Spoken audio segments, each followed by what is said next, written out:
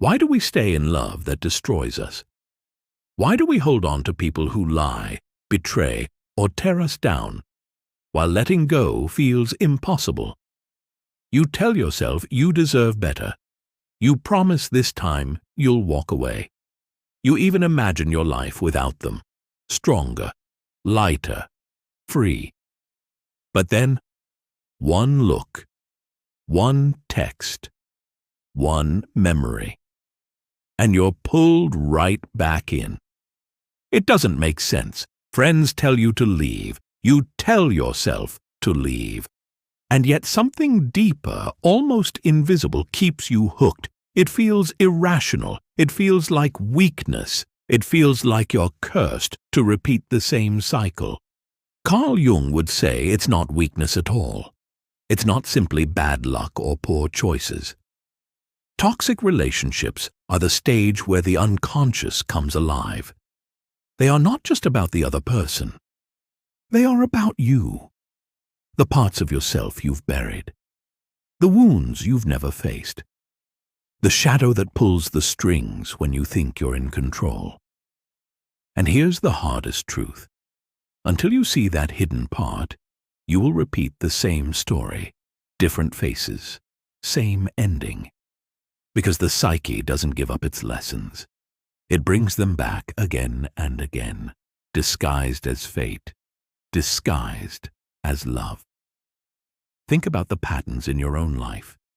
Maybe you've been with someone who constantly criticized you. Nothing was ever enough. The way you spoke, the way you dressed, the way you simply existed. You felt small, invisible. Yet some part of you clung even tighter, desperate to prove your worth. Or maybe you loved someone who kept you at arm's length. One moment they drew you close with promises of forever. The next they disappeared into silence. You were left waiting, anxious, scanning your phone for a message that never came. And still, you stayed. Because the moment they returned, even with the smallest breadcrumb of affection, your heart lit up as if it had finally been chosen.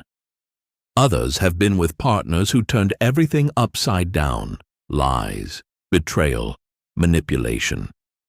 You knew it wasn't love, not the kind of love you once dreamed of.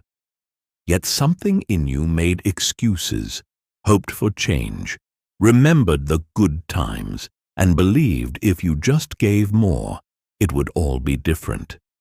If you've experienced any of this, you're not alone, and you're not weak. Jung would say that in these moments, it isn't just the partner you're facing, it's your own unconscious. That partner becomes a mirror. Their rejection may awaken the wound of rejection you've carried since childhood. Their criticism may echo the inner critic that has lived in your mind for years. Their distance may replay the loneliness of not feeling truly seen by those who mattered most when you were young. This is why toxic relationships feel so magnetic. It's not that we love pain. It's that the psyche is always trying to heal itself. And when we meet someone who reflects our wounds, the unconscious whispers, "This is your chance. This is your chance to face the hurt, to see the shadow, to finally make conscious what has been buried." But without awareness, instead of healing, we repeat. We go in circles. We confuse pain with passion, drama with intimacy, chaos with love. Carl Jung believed that much of what we call love at first sight is really projection. When you meet someone and feel that powerful spark, that unexplainable pull, it's not always because they are your perfect match. More often, it's because they embody something hidden inside of you, something you have not yet faced. We project our unlived life, our hidden desires, our fears, even our wounds, onto the people we fall for. The charm that draws us in is often our own soul, reflected back at us. And when the reflection is beautiful, it feels intoxicating. But when the reflection includes our pain, our shadow, It can feel like a nightmare dressed as love. This is why toxic relationships can feel almost fated. It's as if the universe placed this person in your path. And in a way, Jung would say, it did. Not to torture you, but to show you what lives inside of you. The toxic partner is often the mirror of your shadow, the part of yourself you reject, deny, or fear. If you've always felt unworthy, you might find yourself with someone who confirms that belief, who treats you as less, who makes you fight for crumbs. If you've buried anger, you may find a partner who expresses it for you, who rages and explodes while you stand frozen. If you've never felt safe, you might unconsciously choose someone who keeps you off balance, because your nervous system only recognizes chaos as home. And so, the toxic bond forms. It's not just about attraction, it's recognition. Some part of your unconscious sees itself in the other, and it pulls you close, hoping for resolution. But unless you see it for what it is, the relationship becomes a prison instead of a path to growth. Jung said, "The meeting of two personalities is like the contact of two chemical substances. If there is any reaction, both are transformed." In toxic love, the reaction can burn. But within that fire is also the possibility of transformation, if we dare to face what is truly being revealed. If you've ever been in a toxic relationship, you know it's rarely a straight line. It's a cycle. First comes the intensity, the idealization. In the beginning, everything feels magical, almost unreal.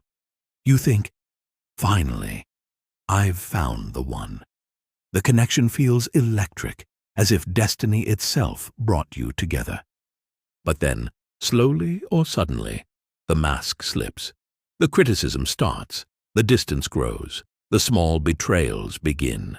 You feel confusion, pain, and heartbreak.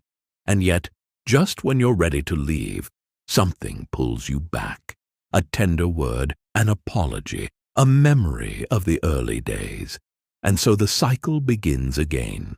Hope, hurt, reconciliation, over and over, until you no longer know who you are without this dance. Jung would say this cycle is not random.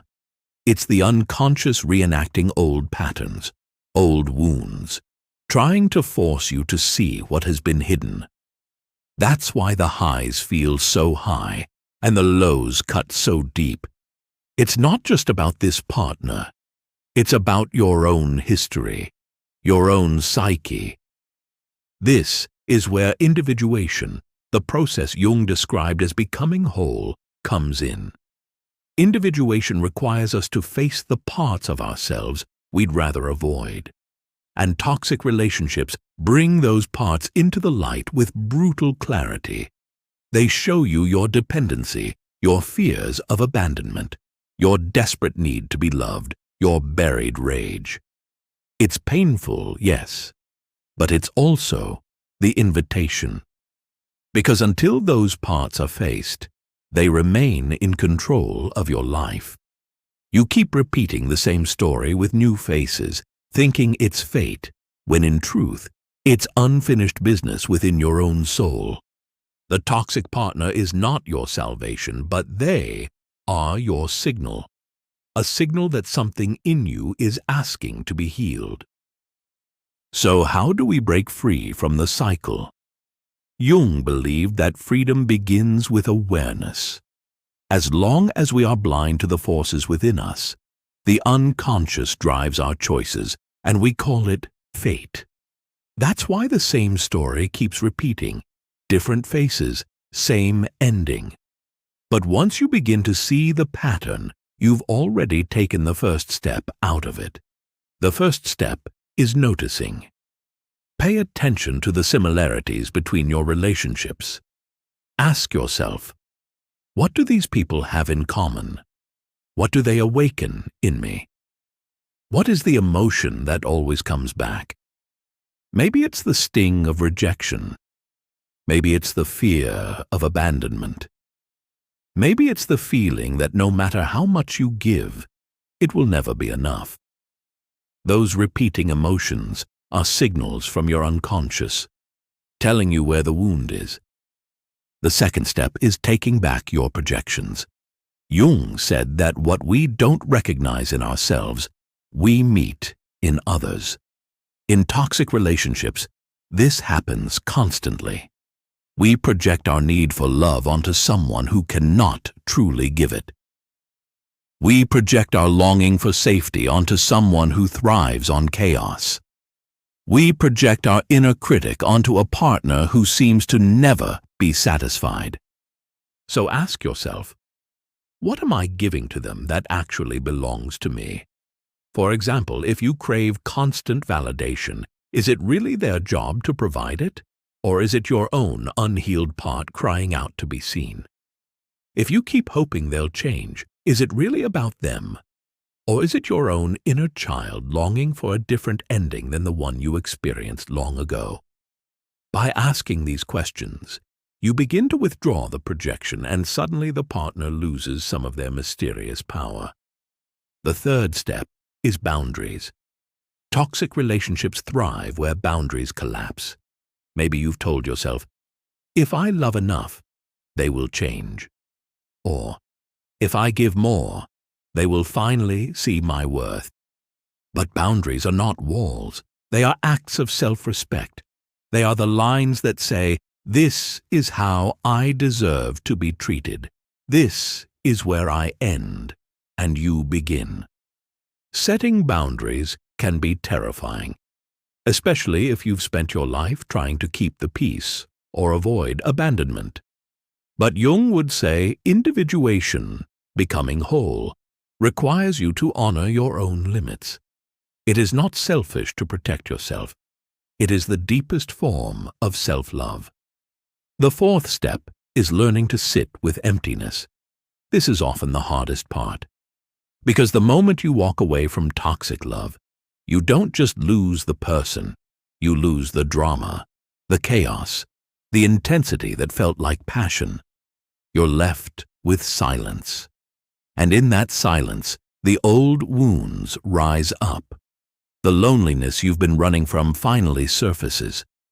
Many people go back at this point, not because they want the pain, but because they cannot face the void. But Jung would tell us, the void is sacred. In the emptiness, you meet yourself. It is there, in the silence, that your true self begins to emerge. What feels like death is often the beginning of transformation.